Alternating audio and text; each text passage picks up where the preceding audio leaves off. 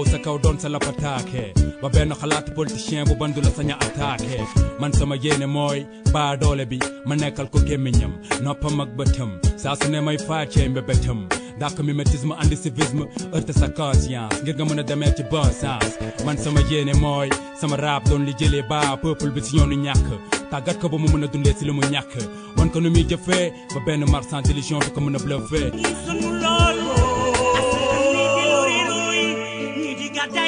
Mesdames, Mesdemoiselles, Messieurs, encore une fois, bonjour et merci de suivre votre émission Objection qui a le plaisir de recevoir ce dimanche professeur Daouda Ngom.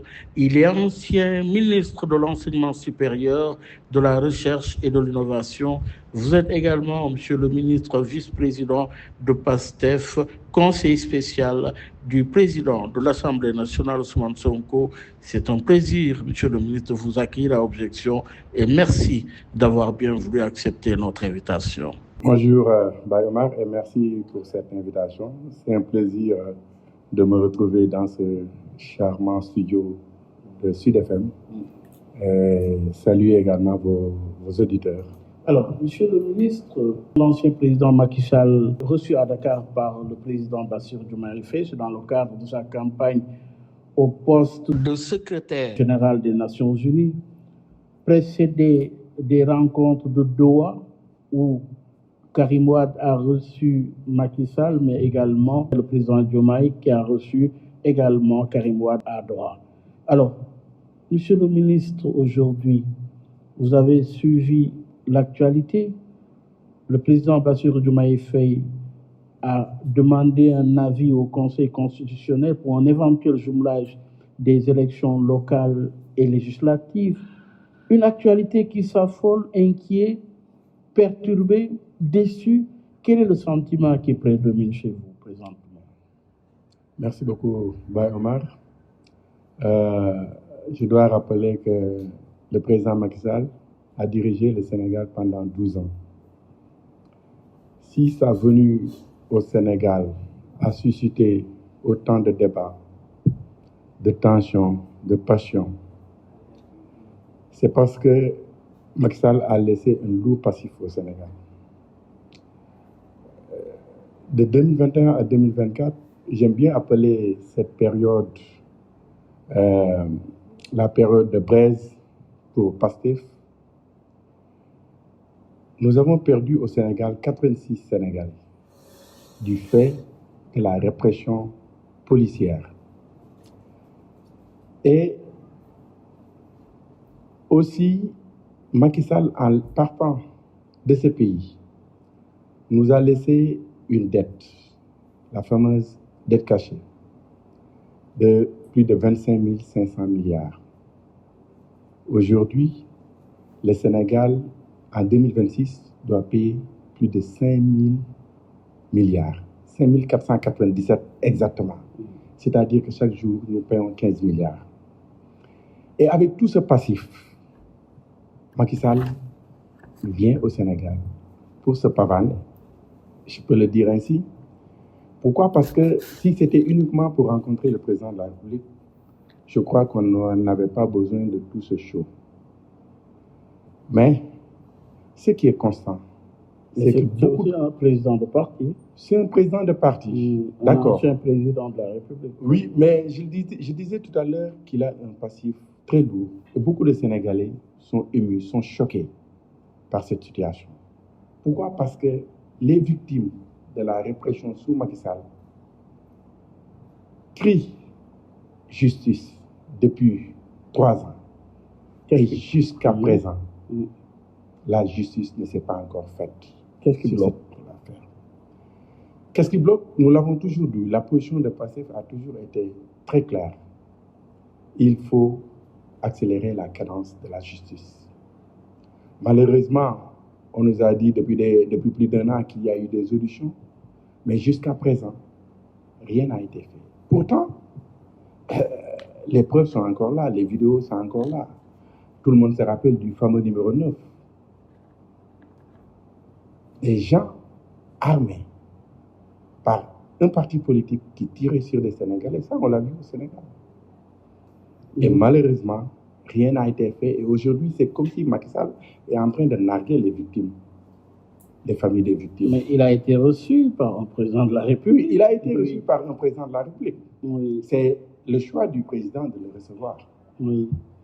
Mais ce que je dis, et ce qui est constant, c'est que Macky Sall a laissé au Sénégal un lourd passif que les Sénégalais ne lui pardonneront jamais. Et les familles des victimes sont là, en train de crier pour qu'il y ait justice et que rien n'est fait. Mais malheureusement, nous avons l'impression qu'aujourd'hui, c'est des schémas de combine politique auxquels nous sommes en train d'assister. Parce que personne ne comprend ce qui se passe. Mais vous avez l'Assemblée nationale aussi. Nous avons notre Assemblée nationale et l'Assemblée nationale va jouer pleinement son rôle. Il est en train de le faire. Dans le cas d'espèce? Oui. Dans le cas de Macky Sall, je rappelle que lorsque l'Assemblée nationale avait introduit la loi interprétative, le Conseil constitutionnel nous avait dit que les crimes de sang n'étaient pas couverts par la loi d'amnistie et que la justice pourrait faire ses enquêtes. Des enquêtes qui ont démarré depuis plus d'1 an. Il y a eu des auditions, mais jusqu'à présent, on n'a pas eu encore les résultats. Si la justice avait clairement dit, fait des enquêtes et dit que Macky Sall est fautif, peut-être que nous n'en serions pas là. Parce que s'il s'agit de l'Assemblée nationale a fait tout ce qu'elle devait faire. Mais malheureusement, c'est le président de la République qui a choisi de recevoir Macky Sall dans ce contexte. Et pourtant, lors de sa prestation de serment, je me rappelle encore quand il disait qu'il a encore en tête des souvenirs de ces martyrs de la démocratie, dont certains ont été amputés, d'autres ont été emprisonnés, d'autres ont été tués, et qu'il ferait tout pour ne pas décevoir ces victimes de la répression de Macky Sall. Mais ici, la question, c'est de recevoir un candidat au poste de secrétaire général des Nations Unies. S'il s'agissait de recevoir un candidat, on n'aurait pas besoin de tout ce show. Le président de la République reçoit régulièrement et journalièrement des invités. Mais Macky Sall a voulu profiter d'une situation. Moi, je demeure convaincu que, je peux me tromper, que Macky Sall sait qu'il ne sera pas secrétaire général de l'ONU. Ah oui? Non. Son passif est très lourd. Je précise, je peux me tromper, mais en tout cas, la lecture que j'ai, c'est qu'il ne doit pas être secrétaire général de l'ONU. Parce que son passif est très, très, très lourd en matière de violation des droits humains au Sénégal. Mais c'est à la justice de décider, non? Mais c'est à la justice de décider. Oui. Mais on nous dit que le temps de la justice n'est pas le temps des hommes. Mais ça commence à trop durer. Inquiet, perturbé, la question devient? Je dirais frustré de voir Macky Sall se pavaner au Sénégal après tout ce qu'il nous a fait. Alors, Daouda Ngom, ancien ministre de l'enseignement supérieur, de la recherche et de l'innovation, vous êtes également vice-président de PASTEF. Le président Bassirou Diomaye Faye, qui a rencontré Karim Wade, également Macky Sall. Que peuvent bien traduire ces rencontres pour vous? Si c'est le temps de manœuvre politique, bon, nous sommes là. Et PASTEF, je l'ai dit souvent, nous sommes prêts. Pourquoi nous sommes prêts? C'est parce que nous sommes convaincus qu'au Sénégal, Ousmane Sonko a la majorité sociologique et la majorité politique. S'il s'agit d'une volonté de créer une coalition anti-PASTEF, je le répète, nous sommes prêts à les affronter sur le terrain politique. Pourquoi PASTEF? Pourquoi? Parce que PASTEF est un parti solidement ancré au Sénégal. J'ai parlé tout à l'heure de majorité. C'est parce qu'à la conception, le fondement est solide, la base est solide. Malgré tous les soubresauts, malgré tous les soubresauts, oui. Malgré tout ce qui s'est passé, je vous dis aujourd'hui, je l'ai dit la dernière fois, depuis le départ du président Ousmane Sonko de la primature, moi j'ai accueilli beaucoup de cadres qui n'ont jamais été intéressés par la politique, notamment des universitaires qui n'ont jamais été intéressés par la politique. Qu'est-ce qui a changé? Qu'est-ce qui a changé? Parce qu'ils se sont dit que le projet PASTEF, le projet pour lequel le président Bassirou Diomaye Faye a été élu, est en train d'être dévié de sa trajectoire. Je rappelle seulement que toutes les propositions qui ont été faites par l'Assemblée nationale concernant la révision de la Constitution, mais c'est des points qui ont été inscrits dans le programme politique qui a porté le président Bassirou Diomaye Faye à la magistrature suprême.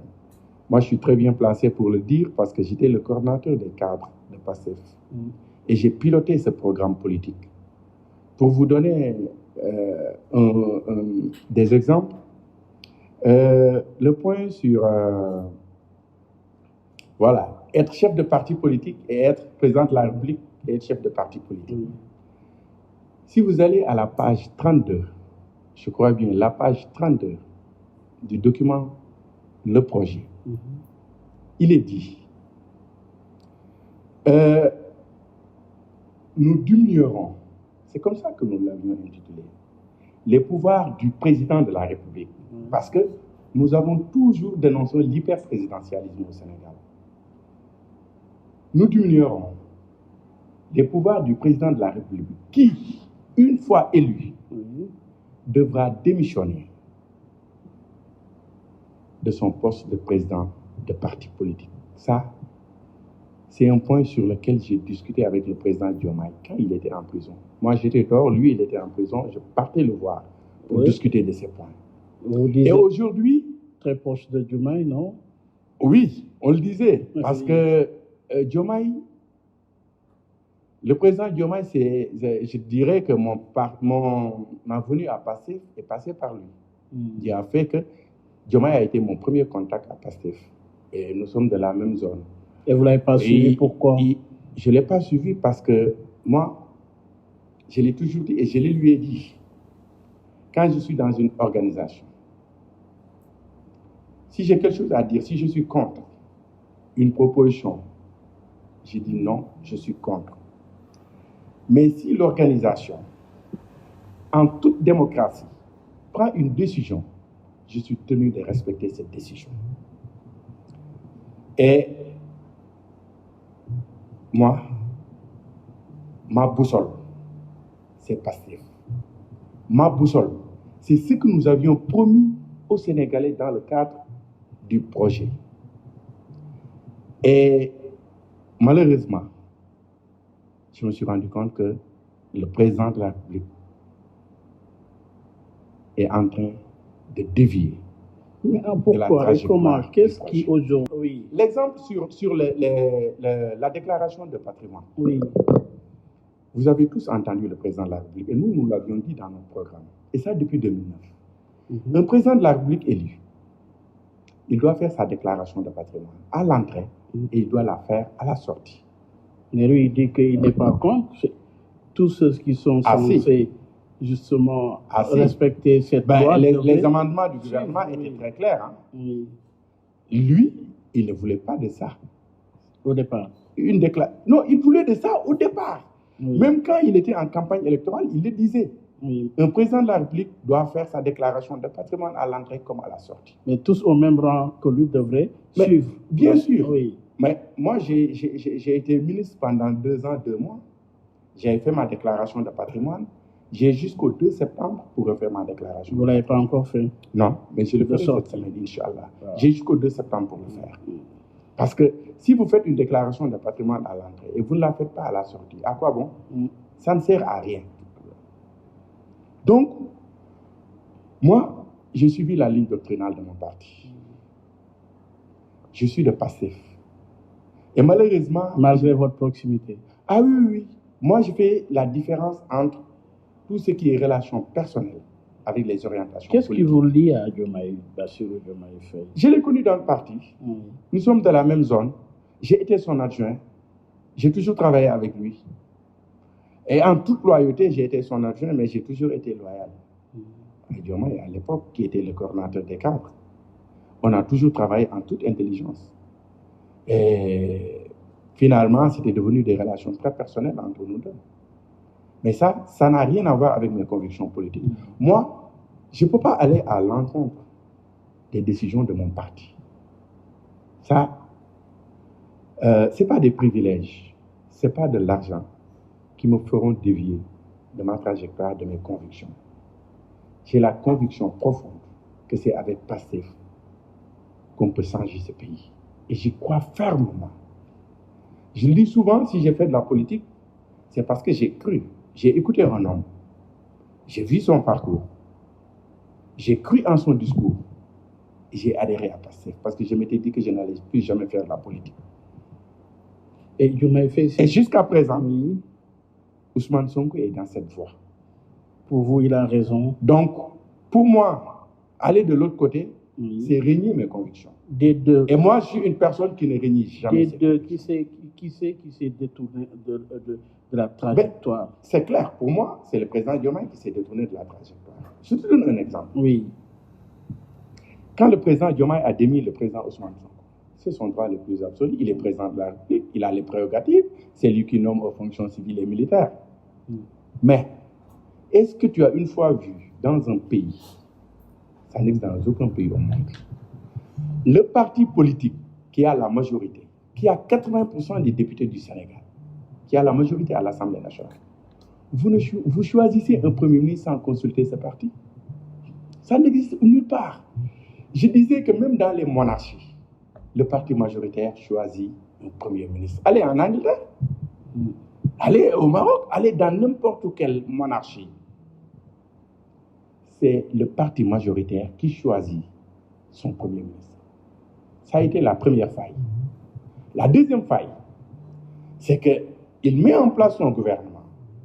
Il choisit de ne pas consulter le président du parti majoritaire. Et s'il ne consulte pas le président du parti, il peut consulter au moins le parti pour dire que nous allons vers la formation d'un gouvernement. Je veux des ministres de Pastef. Qui seront ces ministres? Et comment ils vont entrer dans le gouvernement? Mais je crois que le président Diomaye voulait affaiblir le président Ousmane Sonko parce qu'il nous a appelés sans consulter le président Ousmane Sonko. Y compris vous? Oui, j'ai été l'un des premiers à être appelé. Mais moi, je ne contribuerai jamais. Vous avez décliné? Ah oui, j'ai décliné, j'ai dit, j'attends le mot d'ordre de mon parti. Il faut consulter mon parti parce que j'appartiens à un parti politique. Je ne ferai jamais partie de ceux qui affaibliront le président Sonko. Je ne le ferai jamais. Parce que je suis entré en politique par conviction, j'y reste par conviction. Le jour où je devrais quitter, passer, ça veut dire que j'abandonnerai la politique. Avez-vous compris réellement, avec le recul, depuis votre départ du gouvernement, l'attitude du président Bassirou Diomaye Faye? J'avoue que je ne peux pas le comprendre. Parce que l'homme que j'ai connu, je l'ai dit la dernière fois, le Bassirou Diomaye Faye que j'ai connu quand nous étions dans l'opposition, je l'ai toujours jugé comme étant une personne très fine en politique, une personne intelligente. Et cette personne que j'ai connue, que j'ai beaucoup appréciée, cette personne est différente du président de la République que j'ai connu, le président Bassirou Diomaye Faye. Ah oui? Ah oui, c'est deux personnes, c'est deux personnages totalement différents. Parce que j'ai jamais cru que Bassirou Diomaye Faye pouvait tourner le dos à Pastef. Ça, c'est fait. Que Bassirou Diomaye Faye pouvait se lancer dans une entreprise de démantèlement de Pastef. Ce qui est impossible. Personne ne peut démanteler Pastef. Parce que je vous ai dit que Pastef a une base solide. Les Sénégalais ont adhéré à la ligne doctrinale du parti. Les gens se sont appropriés du sens moral du combat d'Ousmane Sonko. Et Pastef également a tous les atouts. Ces atouts, c'est que nous maîtrisons le terrain politique. Nous y sommes depuis 10 ans. Pastef est présent dans les 557 communes et villes du Sénégal. Oui, mais Pastef a un bon commandant. Oui, mais Quand je dis un bon commandant, il a un bon leader. Un leader qui a toutes les vertus. mais pas fort dans toutes les localités. On ne peut pas être fort dans toutes les localités, mais Et le président ce qui est Diomaye Faye compte créer un ce qui est politique constant. le 8 août déjà. oui, Oui. sur les cendres de la paix, Ah oui? il a reçu. Est-ce que les maires qu'il a reçus, c'est des maires de Pastef? C'est des maires de la paix qui n'appartenaient pas à Pastef. Et malheureusement, ces maires étaient là en 2024, quand lui, il gagnait sans ces maires. Il a gagné parce qu'il avait l'appareil de Pastef. Et aujourd'hui, il a préféré tourner le dos à l'appareil de Pastef, aller former une coalition ou un parti politique avec des maires venant de la paix. Ces maires étaient là. Et pourtant, ils avaient perdu. Amadou Ba avait perdu avec ses maires. Et c'est pas ça, la ligne de Pastef. Non. Bassirou Diomaye Faye appartient désormais au passé pour vous de Pastef. Oui, il a tourné le dos au parti. Pour nous, l'article 4 du règlement intérieur de notre parti est clair. Mais vous ne l'avez pas acté. Quelles sont les causes? Non, parfois, on n'a même pas besoin d'acter. Je vais vous dire pourquoi, Omar. Oui. On perd la qualité de membre à Pastef. Parce que, d'abord, soit c'est le décès, ou bien la démission, ou bien l'exclusion. Et le dernier point, c'est important, ou bien l'adhésion à une autre formation politique ou coalition politique. Si vous adhérez à un autre parti politique, le parti n'a même pas besoin de se prononcer pour dire que tu ne fais plus partie. De fait. C'est de fait. C'est une démission de fait. Oui, mais le parti... vous empêche rien ne nous empêche. Oui. Je vous dis, le parti va se prononcer sur tous les cas. Ce n'est pas le président Bassirou Diomaye Faye seulement. Mais ça, il n'y avait pas d'urgence. Nous avons un chemin. Actuellement, Pastef a toujours géré le timing. Notre priorité, ce n'est pas les exclusions. Le timing par l'agenda, puisque le chef de l'État... En fait,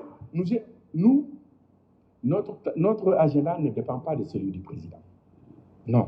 Pastef a son agenda. Nous sommes en train de dérouler notre agenda. Depuis que nous sommes sortis du gouvernement, qu'est-ce qui s'est passé? Nous avons tenu notre premier congrès. Pastef a été créé en 2014. Ce n'est que le 6 juin passé que Pastef a pu tenir son premier congrès. Après ça, nous avons tenu un grand rassemblement pour remercier les militants inconnus de Pastef. Parce que le président Sonko l'a toujours dit. Il nous a toujours dit le grade le plus élevé dans ce parti, c'est le grade de militant. Vous qui êtes autour de cette table, lorsqu'on faisait des réunions du COPIL, vous qui êtes autour de cette table, vous n'êtes pas les plus importants. Parce que le plus important, c'est le militant inconnu. C'est lui qui ne m'a jamais parlé. C'est lui qui ne m'a jamais serré la main, mais qui se bat du matin au soir pour les idéaux de Pastef. Après cela, qu'est-ce qui s'est passé? Nous nous sommes lancés dans la vente des bracelets. Ces bracelets coûtent 1000 francs. Quel est le parti politique au Sénégal qui ose vendre des bracelets et 1000 francs? Les gens font la queue, les gens se battent, les gens se chamaillent pour acheter un bracelet à 1000 francs. Mais il y a une commission d'enquête même qui est ouverte pour la traçabilité de... Qui a ouvert cette commission d'enquête? Je suivais l'information. Ils peuvent ouvrir leur commission d'enquête Pastef et mettre dans l'art du financement participatif depuis sa création. Je vous dis, déjà en 2017, Pastef avait fait un Bokona et elle avait pu regrouper 7 millions de francs CFA. C'était la première fois. Quand on l'a fait en 2022, sous Macky Sall, on avait eu 333 millions de francs CFA. Pastef, c'est le parti le plus innovant au Sénégal. Je l'ai dit tout à l'heure, nous avons un bon commandant, nous avons la méthode, nous avons la discipline, ce qui fait que nous nous sommes ancrés au Sénégal et nous sommes majoritaires dans ce pays. Mais en parlant de timing, n'êtes-vous pas précédé en termes de timing par le chef de l'État, parce que déjà qui a formulé une demande au Conseil constitutionnel pour justement jumelage des élections législatives et locales? De ce point de vue, d'abord, quelle est votre appréciation sur cette demande? Pastef est en avance sur les autres. Parce que le président, il le sait, il était parmi nous. Pastef n'est jamais pris au dépourvu. Nous anticipons toujours. Nous avons réfléchi à tous ces schémas. Tous les schémas là. Ça, c'est un schéma parmi tant d'autres. Je ne dis pas que c'est ce schéma qui sera appliqué. Mais même si on coupe les législatives, s'il dissout l'Assemblée nationale, D'abord, c'est ça. il faut dissoudre d'abord l'Assemblée nationale. Il y a quand même ce sujet Et de c'est ça. dissolution de l'Assemblée nationale en fin novembre. Vous y pensez quoi? Êtes-vous préparé à justement cette éventualité? Il a la prérogative. Je vous ai dit que nous avons pensé à toutes les hypothèses. Même s'il dissout l'Assemblée nationale, il va y avoir des élections. Même si c'est des élections couplées. Les élections locales et les élections législatives. Nous sommes prêts. Ah oui? Ah oui, Pastef est prêt. Et nous demandons le respect du calendrier républicain. Les élections n'ont qu'à se tenir à date échue. Pastef est prêt pour aller à ces élections et nous sommes convaincus que nous sommes majoritaires dans ce pays parce que les Sénégalais font confiance à Ousmane Sonko dans la grande majorité. C'est ça la réalité. Lui, il a dit. Il a dit que voilà un homme qui fait élire des maires. Et beaucoup de maires en 2022 ont été élus par Ousmane Sonko. Voilà un homme qui a sur une liste de suppléants aux élections législatives qui les a fait élire. Mais pourquoi voilà un homme qui, en 10 jours, a élu un président de la République. Même, c'est lui qui parle là, c'est pas Daouda qui parle. Elle dit que même si tu fermes les yeux pour ne pas le voir, c'est ton esprit qui le voit. Mais il y a aussi d'autres dossiers par rapport justement à la réédition des comptes également. Quand vous étiez en campagne électorale sur ce même sujet, vous aviez promis aux Sénégalais d'apporter la lumière sur ces dossiers. Aujourd'hui, quelle réponse à cela qui vous aviez fait confiance? Le président Ousmane Sonko a fait tout ce qu'il devait faire en matière de réduction des comptes. Moi-même qui vous parle, j'étais ministre de l'Environnement et de la Transition écologique. Le dossier des 45 milliards. Les enquêtes ont été bouclées depuis avant que je ne quitte le ministère. Sur la vente, l'achat des armes. L'achat des armes, sur l'affaire des 45 milliards. Le dossier a été transmis au président de la République qui a transmis à la justice, mais jusque-là, on n'en parle pas. Et il y a tant d'autres dossiers comme ça. Nous ne pouvons que faire des enquêtes, transmettre à l'autorité, mais on ne peut pas faire autre chose. Mais maintenant, vous êtes à l'Assemblée nationale. Nous sommes à l'Assemblée nationale. Mais je vous dis, l'Assemblée nationale jouera son rôle. L'article 2 du règlement intérieur de l'Assemblée nationale est clair. Les missions de l'Assemblée nationale sont claires. L'Assemblée nationale vote des lois. L'Assemblée nationale contrôle l'action gouvernementale. L'Assemblée nationale évalue les politiques publiques. L'Assemblée nationale est dans ça. Et je le dis souvent, cette 15e législature est la meilleure de l'histoire politique du Sénégal. Moi, en tant que ministre, j'ai été auditionné. C'était une grande première dans l'histoire politique du Sénégal. Une Assemblée nationale qui prend la décision, 3 mois après le vote, c'était au mois de mars, 3 mois après le démarrage de l'exécution budgétaire, convoquer les ministres, les auditionner sur l'exécution budgétaire, sur les failles, sur les causes du retard, ça n'a jamais existé. Et cette Assemblée nationale l'a fait. Et sur la loi rectificative, quel est le problème aujourd'hui? Le dossier a été transmis. Sur la loi de finances rectificative, le secrétaire général du gouvernement a envoyé les décrets, mais il n'a pas envoyé le projet. Et c'est pourquoi l'Assemblée nationale leur a retourné ça pour leur demander d'envoyer le projet. C'est ça. L'Assemblée nationale jouera son rôle. Ça, je vous l'ai dit.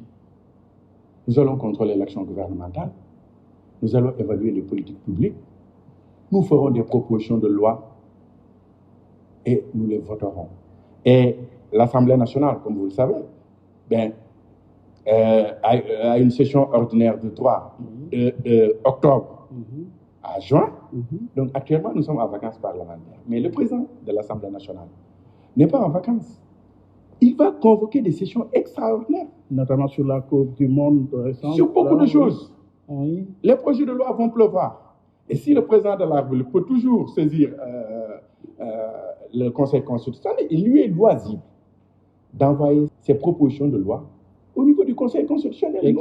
Et Nous n'avons aucun problème avec ça. Quelles sont les 5 premières propositions de Je laisse la première peut-être à l'Assemblée nationale de présenter des projets, mais je sais qu'il y en a beaucoup qui seront présentés.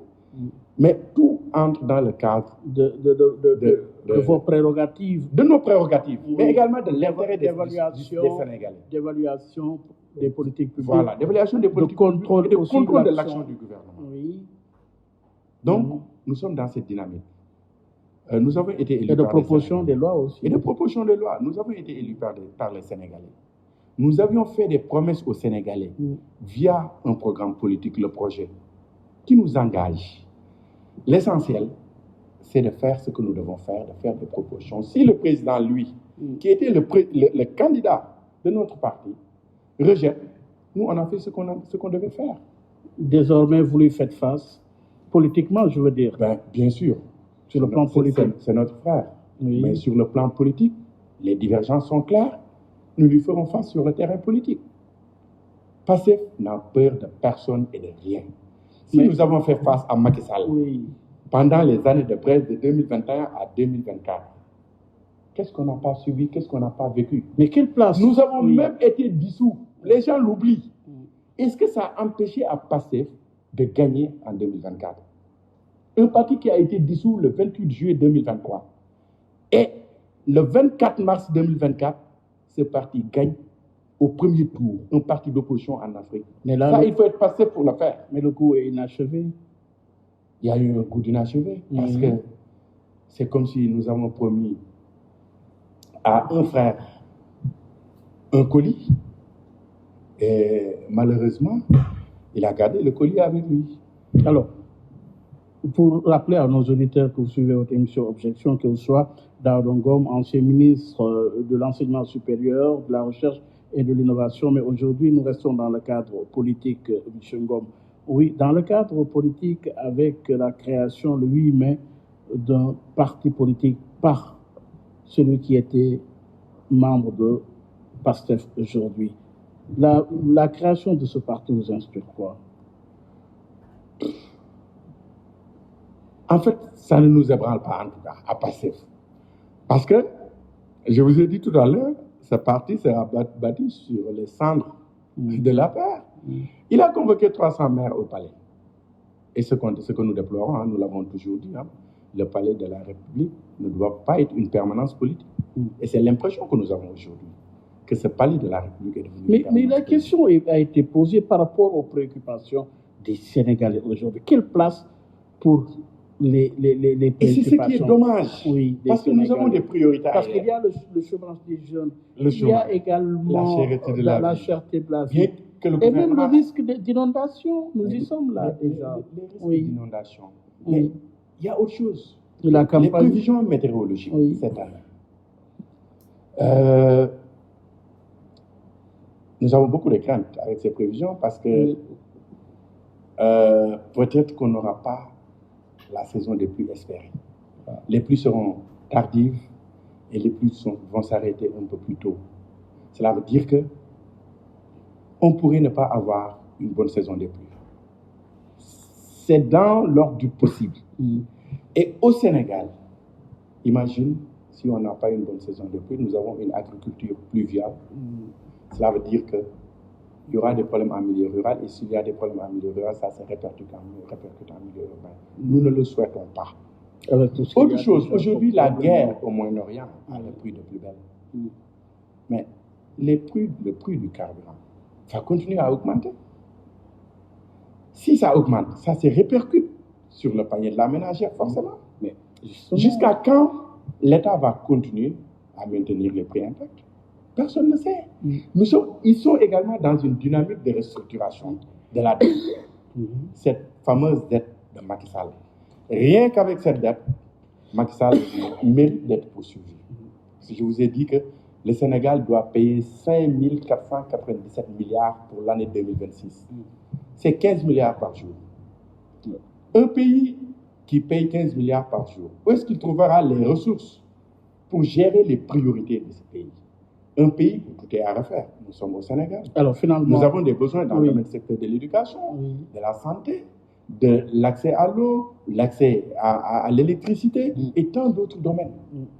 Donc la politique ne devait pas être une priorité du pouvoir exécutif. Nous assistons malheureusement à une surenchère de la politique.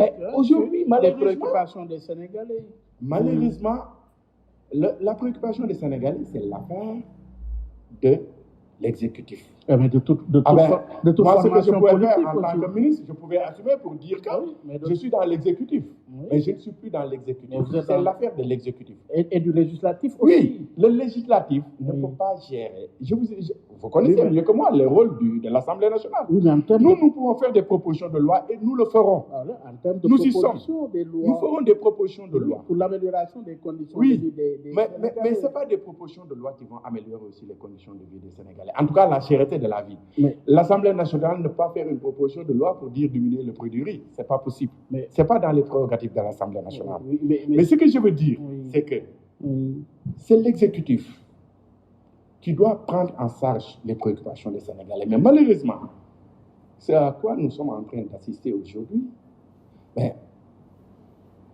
C'est la politique à tout va. Comment faire pour débaucher d'anciens maires de l'APR, qui, je le rappelle, étaient là quand l'APR perdait le pouvoir? Comment faire pour démanteler PASTEF, le parti qui t'a amené au pouvoir? Et malheureusement, c'est ça le vécu quotidien aujourd'hui des Sénégalais. Je ne le souhaite pas. Tout ce que je souhaite, je leur souhaite plein succès. Je l'ai dit, ce gouvernement, je souhaite que ce gouvernement réussisse. Nous avons entamé des choses. En 2 ans, nous avons pu maintenir les prix à un niveau raisonnable. Les prix avaient beaucoup baissé au Sénégal. Je souhaite que ce gouvernement puisse continuer dans cette même dynamique. Je souhaite que ce gouvernement réussisse parce que c'est pour le bien des Sénégalais.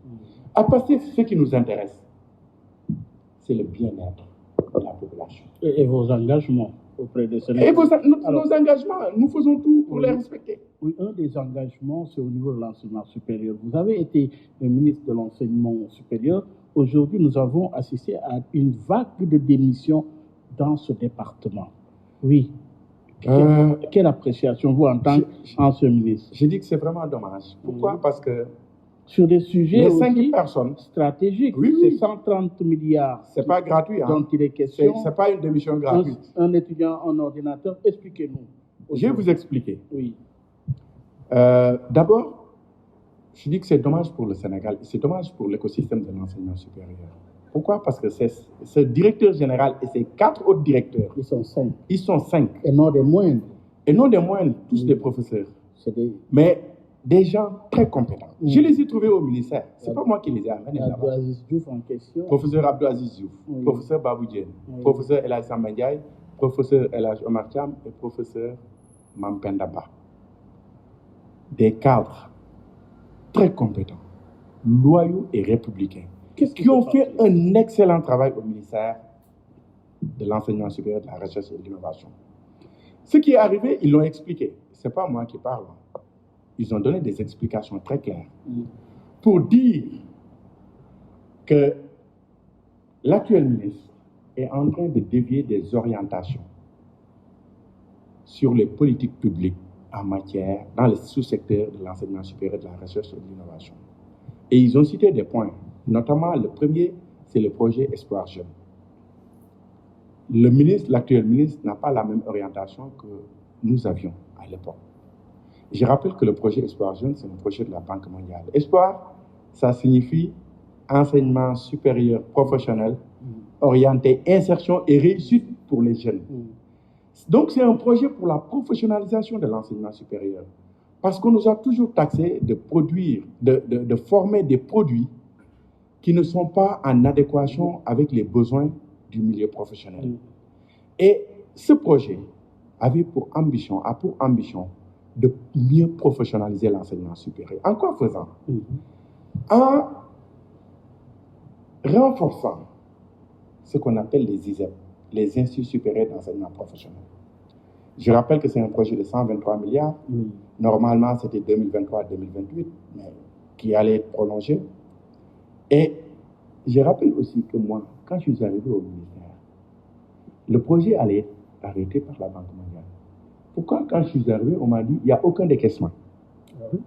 Puis, rien n'a été fait, sauf louer des bureaux, payer des salaires. Et la Banque mondiale me dit que vous avez un taux de décaissement de moins de 2%.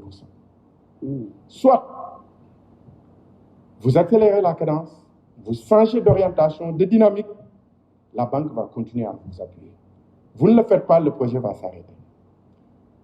Et mon arrivée a coïncidé avec un peu après Mampenda, professeur Mampenda, qui gère le projet, qui est directrice du financement des établissements d'enseignement supérieur, était venue, je crois, en juillet. Moi, je suis venu en septembre au ministère.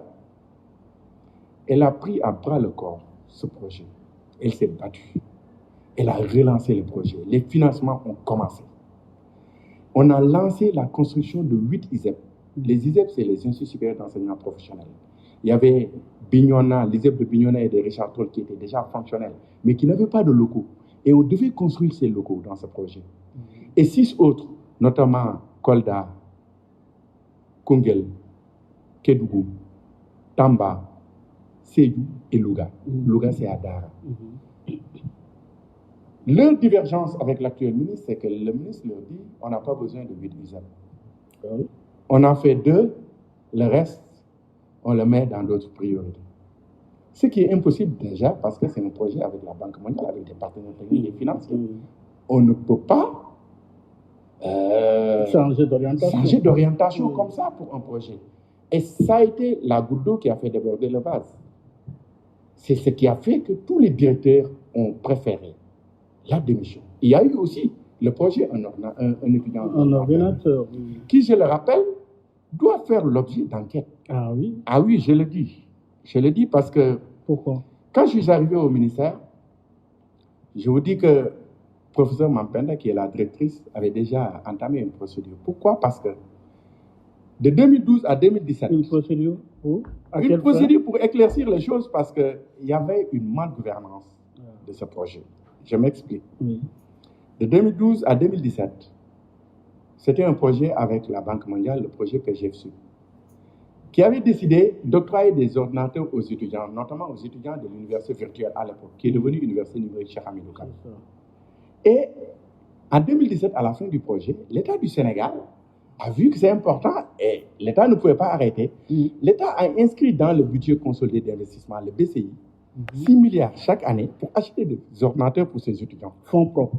Sur fonds propres, c'est l'État, c'est le budget de l'État. Mais malheureusement, de 2017 à 2025, ça se faisait à marge du Code des marchés publics. Ah oui, il n'y avait rien.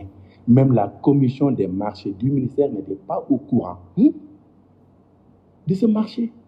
Vous ne pouvez pas prendre 6 milliards. Du temps du projet PGFSU, il y avait une dérogation, mais de 2017 à 2025, je vous dis, pendant 8 ans, vous ne pouvez pas prendre 6 milliards de l'État du Sénégal, donner le marché à quelqu'un sans passer par la procédure des marchés. Les marchés n'ont jamais été immatriculés. L'ARCOP n'était pas au courant de ces marchés. La DCMP n'était pas au courant de ces marchés. Et la directrice, quand elle est venue, moi je suis arrivé, elle m'a dit, monsieur le ministre, j'ai engagé une procédure, j'ai fait une requête, une réclamation au niveau de l'ARCOP parce que ça ne peut pas continuer. L'État du Sénégal, on ne peut pas prendre des milliards de l'État du Sénégal. Sans traçabilité. Sans traçabilité, sans rien. Ah oui? C'était hors circuit des marchés publics. Et donc, elle s'est lancée dans cette procédure. Malheureusement, elle n'a pas pu acheter les ordinateurs à temps. Et heureusement, je lui ai dit, ce que je vous propose, c'est que cette année, c'est de donner, au lieu d'acheter l'ordinateur, et c'est moins cher pour l'État, parce que finalement, l'État a payé 4 milliards 730 millions. Au lieu de 6. Au lieu d'acheter des ordinateurs pour 2027, il y a déjà du retard. Accusé parce que tu as voulu remettre les choses à l'ordre, tu n'as pas pu. On va donner la subvention de 250 000 via la direction des bourses. Directement. Et nous avons écrit au ministre des Finances, l'actuel ministre des Finances, le ministre Débat, qui nous a autorisé l'argent qui devait servir à acheter les ordinateurs, nous l'avons viré à la direction des bourses et qui a payé les subventions des étudiants. Mais ça ne doit pas s'arrêter là. Parce que de 2017 à 2025, il faut qu'il y ait des enquêtes. Oui. Et ça se fera. Oui. Ne vous en faites pas. Oui. Ça se fera. Oui. Il faut que les deniers publics, que quand vous les gériez, que vous acceptiez qu'il doit y avoir une reddition des comptes. Et cette reddition des comptes, ça se fera. En tout cas, nous ferons tout pour que ce projet soit audité. Nous avions déjà demandé à ce que ce projet soit audité, mais il n'y a pas eu encore d'audit. Et on espère que ce projet sera audité. Et donc, ça fait partie des projets qui ont été à l'origine des divergences entre l'actuel ministre et ses 5 directeurs. Il y a eu autre chose aussi. Oui. C'est que dans le cadre de ce projet Espoir Jeune, on a voulu relancer la recherche et l'innovation. Parce que nous sommes très en retard en matière de recherche et d'innovation. Et pendant longtemps, il n'y avait même pas dans le budget du Sénégal un programme recherche. Cette année, il y a eu, malheureusement, qui est très faible, de 8 milliards au ministère. Et dans le cadre du projet Espoir Jeune, nous avons débloqué 3 milliards pour financer 50 projets de recherche. Une grande première au Sénégal. Parce que le financement des projets de recherche dépendait de l'étranger. Nous autres chercheurs, moi je suis professeur titulaire à l'UQAD, toutes les recherches que j'ai eu à faire, c'était souvent sur des financements extérieurs. Ce qui est grave. Parce que le bailleur aussi, il oriente selon ses besoins. Il a besoin de faire des recherches sur le changement climatique, il a un projet, il peut te financer, mais tu es obligé de faire changement climatique. Alors, cela veut dire que les recherches n'étaient pas forcément orientées priorité nationale. Et on a voulu, pour une grande première, ça n'a jamais existé de 1960 à nos jours, on a décaissé 3 milliards dans le cadre du projet Espoir Jeune pour financer 50 projets. Il y a des projets qui ont été financés à hauteur de 150 millions de francs CFA. Et ça aussi, c'est un point de divergence entre le ministre et l'actuel ministre et ses directeurs. Donc, ce qu'ils ont écrit dans leur lettre de démission, c'est ce que tous les Sénégalais ont vu. Ils ont voulu informer l'opinion publique, ce que je trouve intéressant parce que c'est la transparence. C'est une marque de transparence. C'est une marque de transparence. Oui. Et ils ont tout expliqué. Et c'est ça qui est à l'origine des difficultés. Et c'est dommage pour le système parce que nous sommes, tous les 5 sont des professeurs d'université. Comme moi, ils appartiennent à l'écosystème de l'enseignement supérieur. Quand je suis arrivé, je leur ai dit, accompagnez le ministre. Peut-être que si je ne leur avais pas dit, ils allaient démissionner, peut-être même. Je leur ai dit, accompagnez le nouveau ministre. Parce que nous sommes tous des acteurs de l'écosystème. Et nous voulons que ça marche. Nous avons enclenché des réformes pour l'enseignement supérieur. Et ce serait dommage. Et ça, c'est aussi un point de divergence. Toutes les réformes que nous avions enclenchées sont remises en cause aujourd'hui. Ah oui. Après ce qu'ils ont dit, ils ont explicitement dit que nous avions enclenché 34, soit décrets, soit des lois, soit des décrets, soit des arrêtés. À quelle fin? C'était dans le cadre de la gouvernance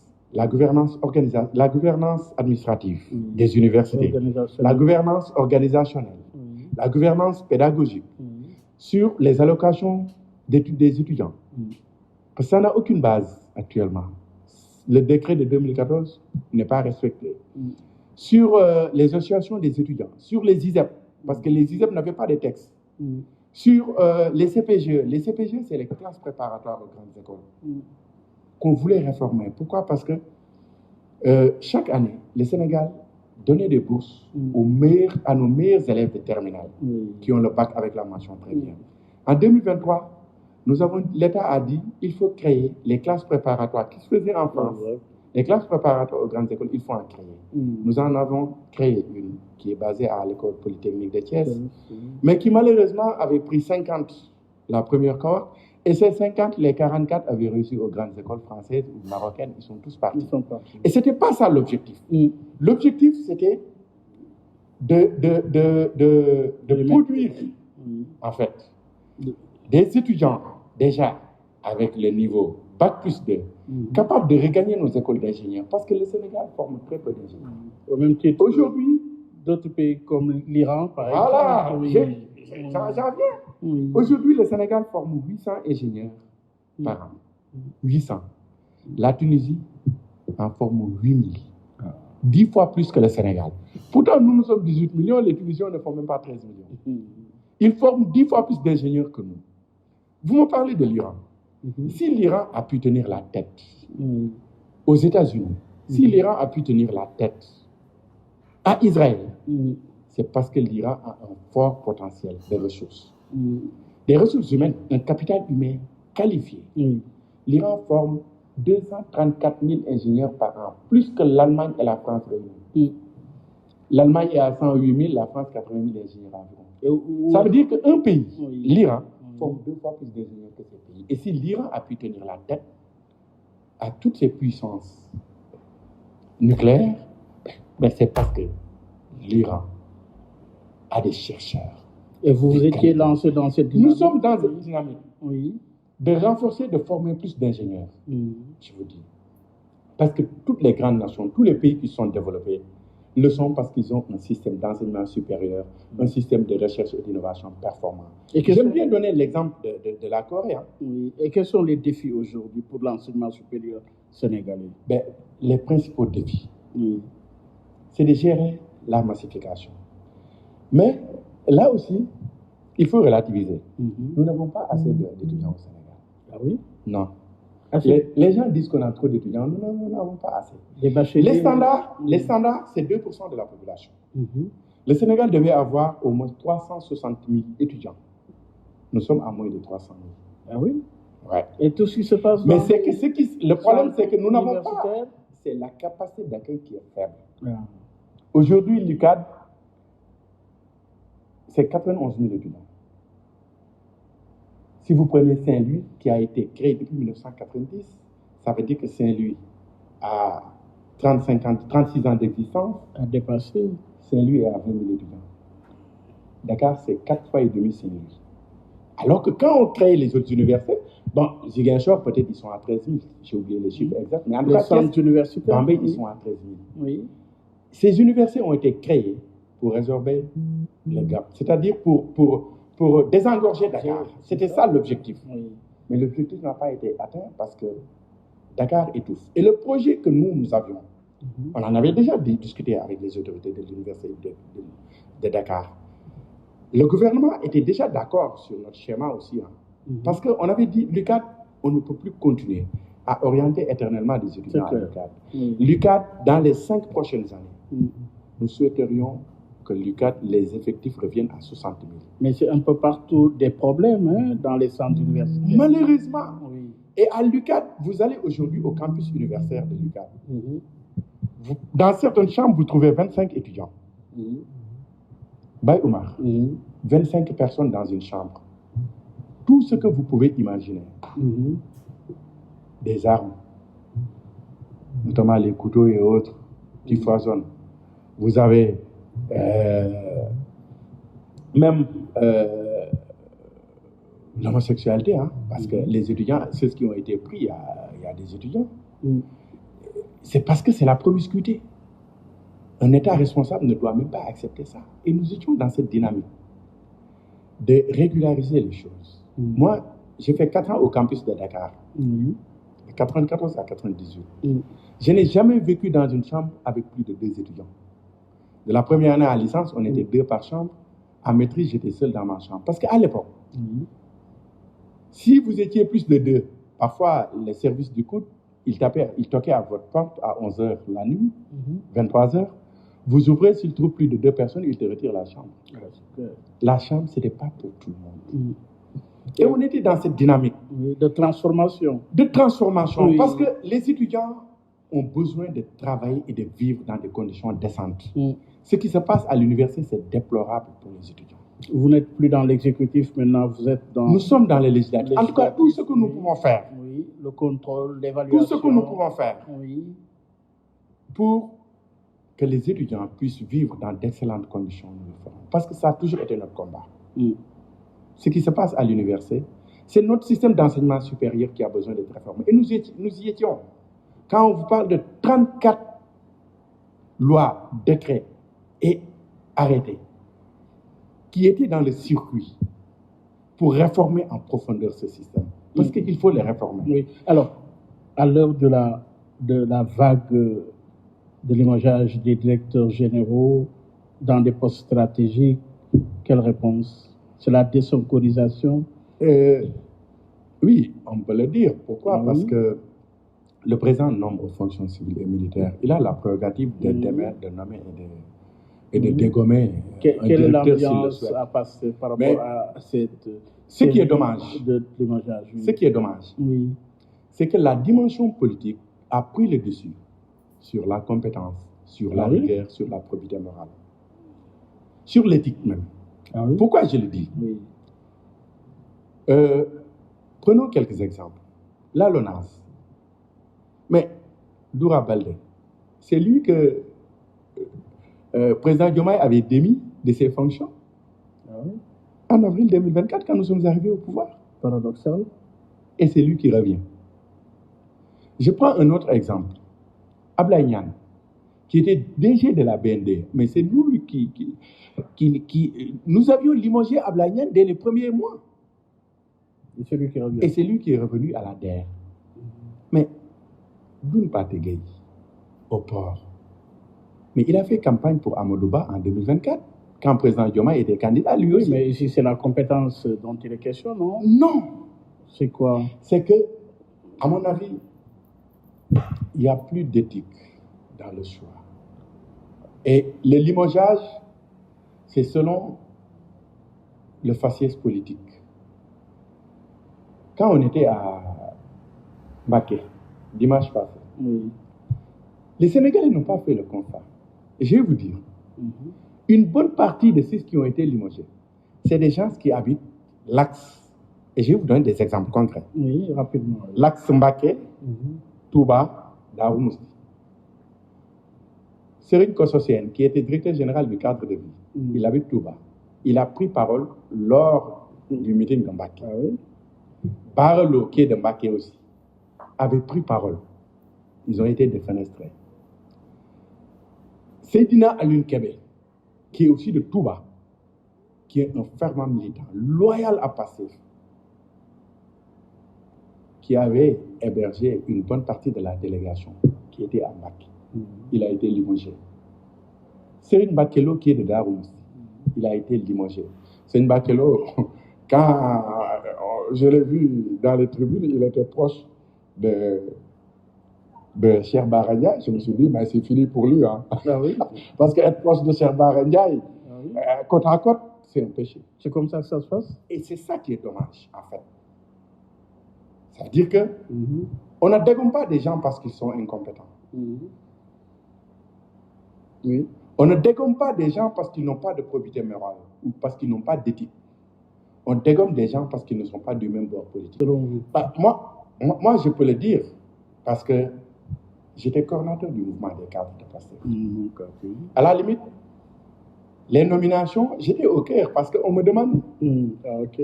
Aussi bien le président que le premier ministre me demandaient parce que les cadres, je les gérais. Mais vous n'avez plus la Ils pouvaient m'appeler pour me dire, est-ce que tu connais tel? Mais là, vous il paraît qu'il est cadre. Un pastéfien, pur chouche, pur jus, n'a pas peur du décret. Non. Moi, je le dis souvent, je ne suis pas né pour être ministre. J'ai été choisi parmi les Sénégalais. Moi, à la limite, excusez-moi du terme, je m'en fous des privilèges. Les privilèges, l'argent, ce n'est pas ce qui guide ma vie. Non, du tout. C'est mes convictions. Tant que je suis en ligne avec mes convictions profondes, je suis quitte avec ma conscience. Tout le reste n'est que futilité. L'État, le parti, le militant, merci Daounogom. Merci beaucoup, Bayoma. Ça a été un plaisir. C'est très court, maman. Oui, ça a été un plaisir de partager ces moments avec vous. Merci encore. Mais j'espère que tout ce que j'ai dit ici sera utile pour le Sénégal et les Sénégalais. À l'opinion de Gigi. Merci beaucoup. Ça a été un plaisir. Mesdames, Messieurs, merci de nous avoir suivis. Il était notre invité Daouda Ngom, universitaire. Il est l'ancien ministre de l'Enseignement supérieur, de la Recherche et de l'Innovation également. Et aujourd'hui, vous êtes le vice-président de PASTEF et conseiller spécial du président de l'Assemblée nationale. Il y a une commission qui est annoncée pour se pencher sur la dernière sortie du Sénégal à la Coupe du Monde. Oui. Comment cela va se passer? C'est imminent.